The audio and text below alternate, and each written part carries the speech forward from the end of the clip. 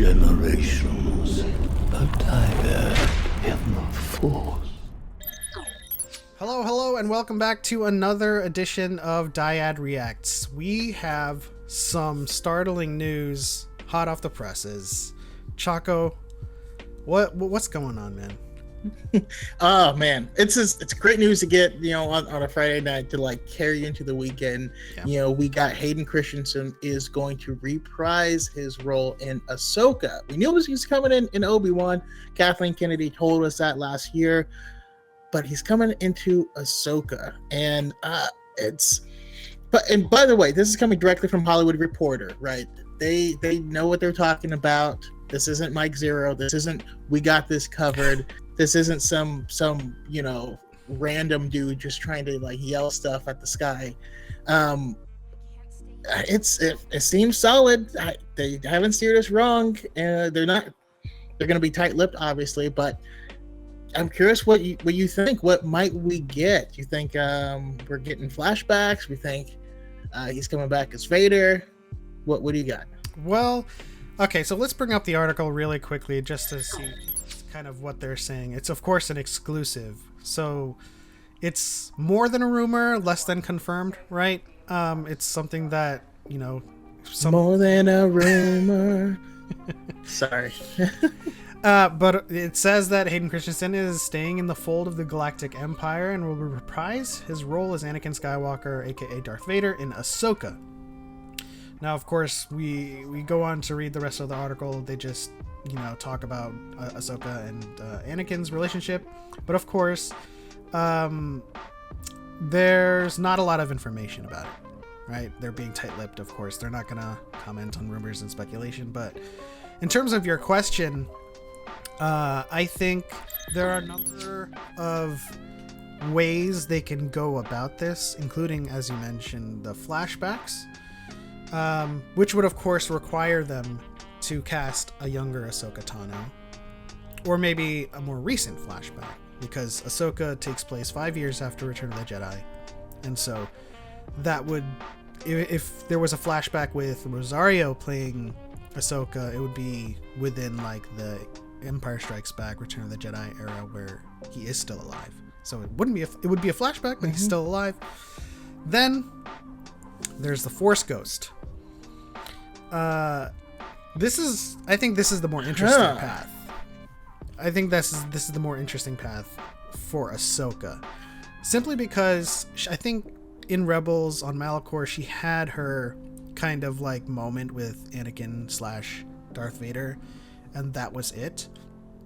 And I think him finally appearing to Ahsoka in the Ahsoka show as a Force Ghost and kind of giving her that closure then is more impactful than just giving us like old stuff between Anakin and Ahsoka and just kind of like, hey, this is what happened in the Clone Wars, and like we're just revisiting that. Like Ahsoka needs that closure, you know what I mean? Yeah, I like that a lot. And of course, I mean that means that it would be both. Because I want, and I've been talking about this forever, but I almost want so he appeared to Luke as he was burning on the pyre, right? I want him the very next day, or maybe even before Luke. No, he's not doing anything before Luke, but for the next day for him to appear to Ahsoka as she's doing something and like give her a hey snips, this is something, some type of something. But additionally, we also don't know exactly when Ahsoka found out that Darth Vader existed. Now, when they fought in season 2 of Rebels, and even when at the season ender for season 1, when she sensed him, was at the beginning of season 2. Anyways, she didn't know who it was. So this is something I want to see from Obi-Wan as well, is when they see this big Sith Lord like that comes out of nowhere and what their reaction is to it. I'm curious how she found out. Is she going to be being tracked down by Inquisitors again? Maybe, and Darth Vader was leading the Inquisitors at the, early on. I think there's a lot of possibilities. Well, adding on to the possibilities of how she found out, is it possible that Ahsoka knew but was just in denial until Malachor? Like, her exchange with Maul and how he said Anakin's the new apprentice, and then, she hears about Darth Vader, who is the apprentice of the Emperor. And she feels Anakin in these moments, but, is in denial of him actually being the one. And then when she fights him on Malachor, it's like, this is like the worst thing that could possibly happen. It's like, it's true. So, I'm on it's impossible. Yeah, I'm on the camp that thinks that Ahsoka had known, but never really accepted it. And so a Force ghost appearing to Ahsoka now, kind of, and this is a shameless plug for a fanfic that I am doing, an audio drama, Echoes of the Past. It actually lines up with how I've portrayed their reunion. Spoiler alert for the story, but hold on, I gotta process this really quickly, because everything that I'm writing in Echoes of the Past has thus far proven true. When I watched The Mandalorian and heard Cobb Vanth talk about what happened to the Mandalorians, heard Bo-Katan speak on it, I'm like, I wrote this in the prologue or in chapter 1 of my book Echoes of the Past, trying to explain where the Mandalorians were ever since the Clone Wars. And now I'm writing. Now, if you don't want spoilers, you can shut down for like the next 10 seconds. I'm writing that Ahsoka helped Rey through the World Between Worlds when they separated, and was like, come find me after you get out. And then like, I will. And then Ezra bolts. Ahsoka finds her own tunnel or her own exit.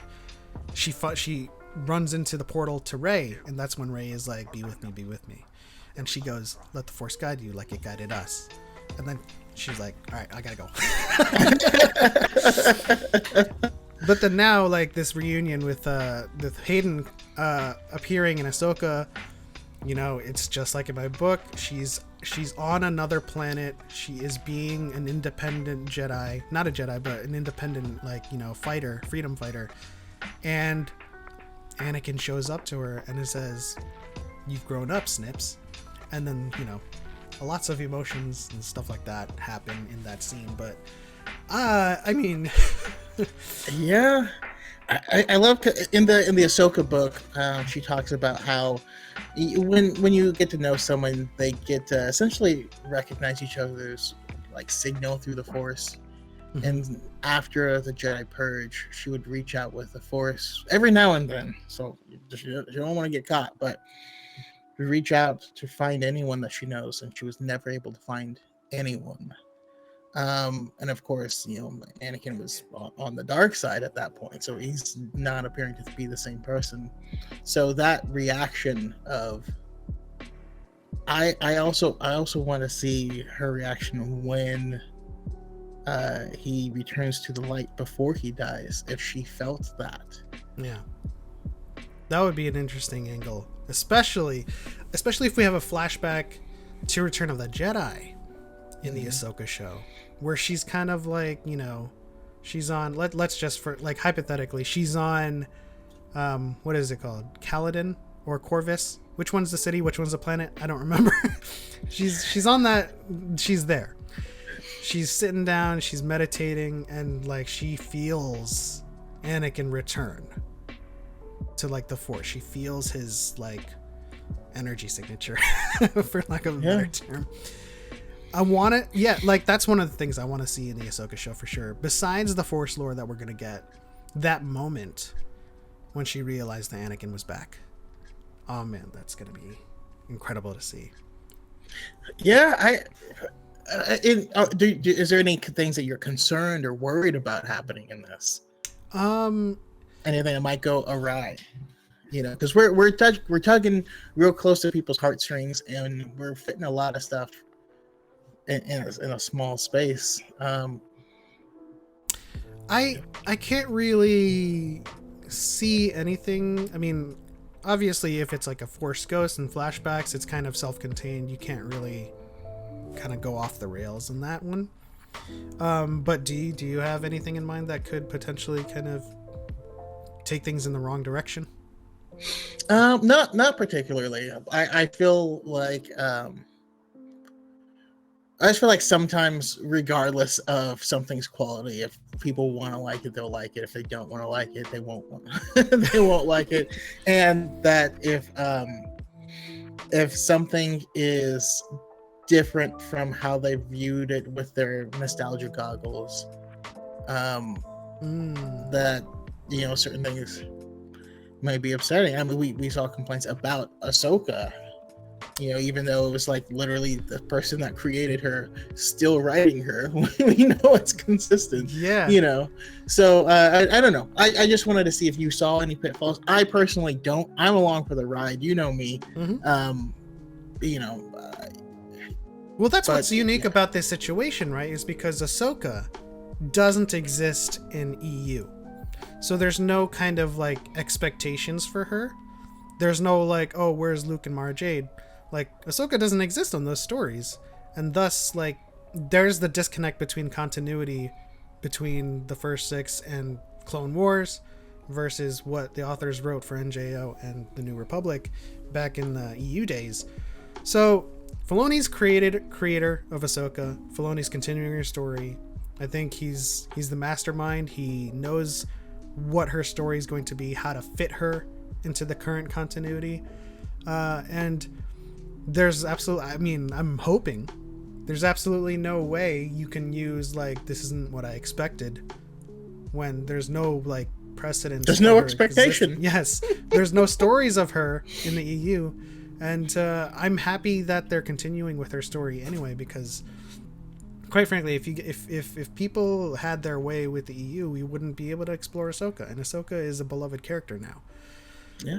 So, I hope that they choose wisely in terms of inserting Hayden into Ahsoka, but I have all the faith in the world that Filoni will find the most gracious way to insert Hayden or Anakin into Ahsoka, and it'll make sense. All right. Well, in Filoni we trust. I'm also hoping that we get some more details on this Disney Day, November 12th. We'll definitely be covering that as well, so you better believe it. I will be. I don't know. I'll invite you to it, but I will be live streaming as Disney Day is happening, just as I did last year, when I got all excited about seeing all these first looks and being like, no, they're not showing anything. But we'll be around to talk about it live. Well, yeah, but of course, the Dyad persists because I was also live streaming it, just not with you. So, we will definitely be breaking down everything we can. And I'm super excited. But yeah, that wraps up this episode of the Dyad Reacts. And please join us for Dyad in the Force, which is Saturdays at 5 p.m. Pacific time, and for the High Ground podcast, which is Wednesdays at 5:30 p.m. Pacific time. If you enjoyed this video, please like, subscribe, and hit the bell notification so you know when we post new videos. Darth Choco, youtube.com/Darth Choco. That's where the High Ground podcast is. Go follow him and subscribe. And that's it. On to the next one. For Light and for Life, we are all the Republic. And may the Force be with you.